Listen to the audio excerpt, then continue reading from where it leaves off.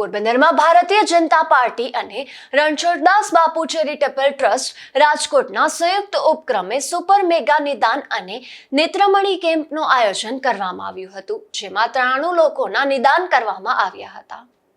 પોરબંદરમાં ભારતીય જનતા પાર્ટી અને આંખની હોસ્પિટલ રણછોડદાસ બાપુ ચેરિટેબલ ટ્રસ્ટ રાજકોટના સંયુક્ત ઉપક્રમે સુપર મેગા નિદાન અને નેત્રમણી કેમ્પનું આયોજન કરવામાં આવ્યું હતું, જેમાં 93 લોકોના નિદાન કરવામાં આવ્યા હતા। આ તમામ લોકોને જમવાની વ્યવસ્થા કરાવી અને 56 લોકોને નેત્રમણીના ઓપરેશન માટે રાજકોટ ખાતે મોકલાયા છે। આ કેમ્પમાં પૂર્વ કેબિનેટ મંત્રી બાબુભાઈ બોખીરિયા સહિતના આગેવાનો ઉપસ્થિત રહ્યા હતા। આ કેમ્પમાં ડોક્ટરના હસ્તે દીપ પ્રાગટ્ય કરવામાં આવ્યું હતું। આ કેમ્પમાં અનિલભાઈ મોતીવરસ, દીપકભાઈ જુંગી, ભીખુભાઈ ગોસ્વામી પણ હાજર રહ્યા હતા।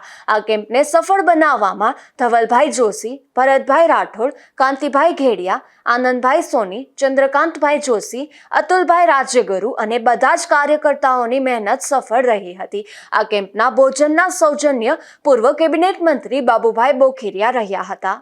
નિપુલ પોપટ સાથે અશોક થાનકી, ગુજરાત ન્યૂઝ, પોરબંદર।